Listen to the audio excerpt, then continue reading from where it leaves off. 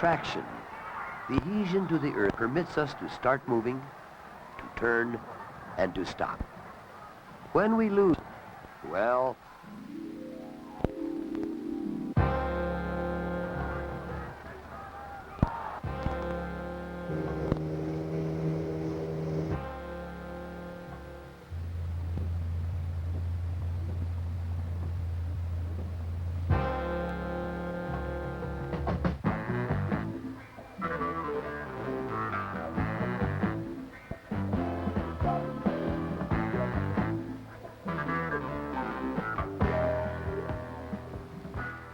reduced traction, a condition that often exists on roadways, that calls for special driving skills and an adjustment of normal driving habits.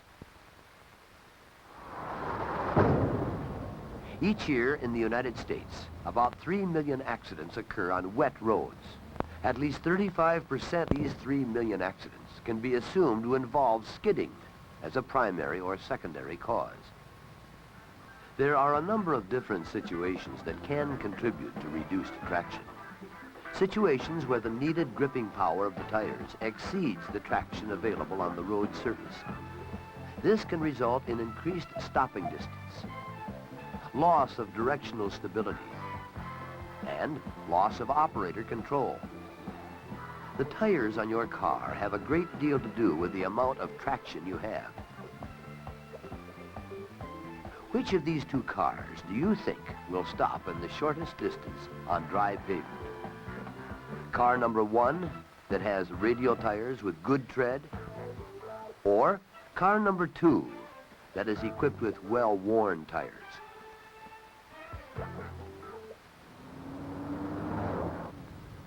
Demonstrations prove that a car with well-worn or smooth tires will stop in a shorter distance on dry pavement.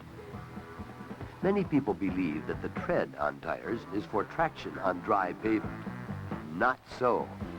Actually, the tire tread's main job, besides reducing operating temperature to provide longer mileage, is providing traction on wet surfaces. If it were possible to drive only on completely dry pavement, and you didn't care about tread mileage, slick tires would be great. But let's try the same stopping demonstration with the two cars on wet pavement, and you will readily see that slicks or worn treads just don't do the job on wet surfaces. A wet weather weekend and a road race will also prove the reduced traction of slicks on wet surfaces. Even top race drivers don't look forward to driving in wet weather. The reason for this is that the slicks float on the water, losing contact with the pavement. This loss of traction is known as aquaplaning, commonly called hydroplaning. When this occurs, you can actually lose control of your car when just cruising down a straight stretch of road. Dynamic hydroplaning is the result of water penetrating between tires and the pavement. This causes water pressure, which can raise a portion of the tire off the pavement. The pressure increases with increased vehicle speed until the tire can be completely supported by water and actually be floating. At this point, the driver loses nearly all control. Treaded tires are able to maintain traction between the tire and pavement by channeling the water through the tread grooves. In some locations, pavements have been grooved, somewhat similar to tires, to provide greater traction under wet weather conditions. Regardless of the condition of the tires that are on your car, hitting the brakes on wet pavement can instantly turn your car into a giant water ski. And the more bald the tires are, the better they ski. In this demonstration at a test track, a vehicle traveling at 55 miles per hour will pass over a plate of glass covered with only 80,000ths of an inch of water. A green dye in the water permits a high-speed camera mounted below to show you how this water pressure prevents a partially worn tire from making any contact with the road. Anytime the water is deeper than the tread depth on your tires, hydroplaning can occur. Complete hydroplaning, with a total loss of traction needed for steering and braking, can occur at speeds as low as 30 miles per hour. Actually, at even lower speeds, partial hydroplaning occurs and is a more common happening which can be every bit as dangerous as complete hydroplaning. When it first starts to rain, a gooey paste forms on the highway and causes a viscous type of hydroplaning. This happens when the first drops of water combine with the dirt, dust, oil, and grease on the road surface and can be slicker than an ice skating rink. And even when heavy rains wash away much of the muck, don't forget that wet pavement is slicker than dry pavement, and wet rubber provides less traction than dry rubber. Viscous hydroplaning can occur without rain. A little dew from the damp night air is all that's needed to take away your traction.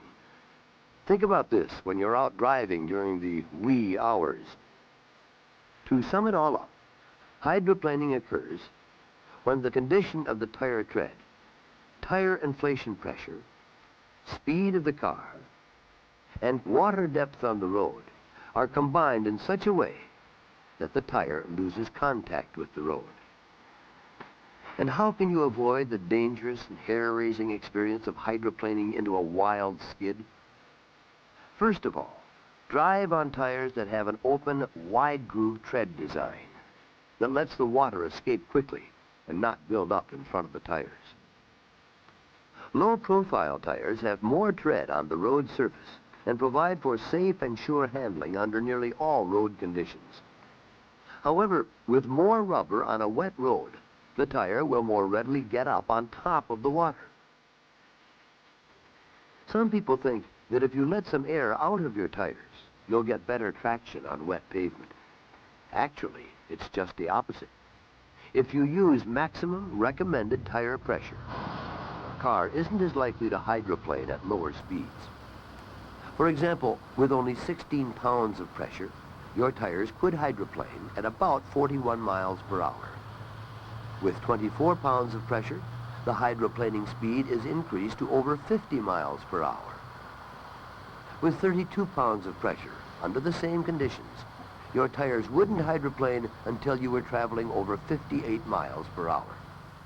So, use maximum recommended inflation for safer driving on wet pavement. Also, try to match your tires so that those with similar tread groove depth are on the same axle.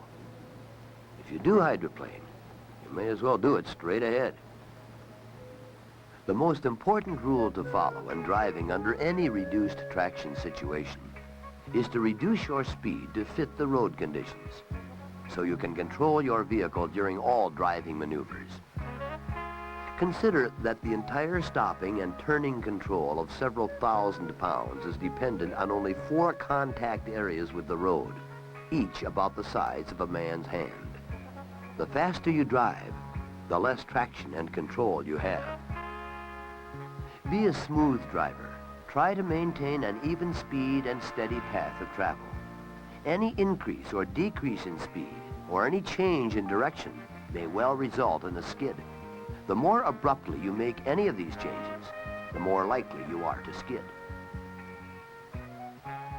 If the steering wheel begins to feel loose, or your tires make a slushing sound, your tires are starting to hydroplane. This is the time to gradually let up on the accelerator and stay away from the brakes. Watch for standing water or puddles, especially on curves. When you see patches of water, or the water is deep enough to cover the unevenness of the pavement, assume that there's enough for hydroplaning. Drive toward the center of the road, where it is normally higher and the water not as deep. This also keeps you away from the shoulders that are often soft and muddy. Deep water should be avoided if possible. If you must cross a deep area, drive at a slow, steady speed to avoid water pileup in front of the vehicle, which could drown out your ignition. Apply gentle and steady brake pressure with the left foot to help prevent the brakes from getting wet. When you are out of the deep water, check your brakes. If they need drying, depress the brakes gently for a few seconds with your left foot while accelerating. Tire wipes are the tracks left on wet pavement by a vehicle in front of you. Drive in these tire wipes, and you'll have a drier surface and better traction. In all cases of reduced traction, allow a greater space cushion between your car and other vehicles, both to the side and front. Remember our stopping demonstration? Even the car with new radial tires took almost twice as much stopping distance on wet pavement as on dry pavement. Passing is one of the most critical maneuvers we make, even when road conditions are ideal. When you have reduced traction, allow a greater than normal space between you and oncoming traffic. And above all, be patient. Wait until road and traffic conditions will allow you to pass safely. And remember, when you start through an intersection or enter a roadway, you need more time to make the move. Whatever the cause of reduced traction might be, all drivers sooner or later experience a loss of traction and skidding action of their car. If your car does begin to skid, remember to steer in the direction that you want the front of the car to go. To straighten the car, when the rear of the car slides left, turn the steering wheel left. If the rear fishtails right in overcorrecting, to straighten the car, turn the steering wheel right. For the safest stop on a reduced traction surface, keep a firm grip on the steering wheel and gently pump the brakes in rapid succession. Make steering corrections when you let up on the brake. Whenever you're on any roadway during conditions of reduced traction, throw out the anchor and reduce your speed. Increase the amount of space cushion between you and other traffic. Do everything gently. Remember, all of the other drivers on the road are also trying to keep control of their cars under slippery conditions. The loss of control by one driver can affect the safety of many others. So, knowing the condition of your tires, learning to judge road conditions, and controlling your speed can keep you from the potentially dangerous practice of water skiing on 4 wheels.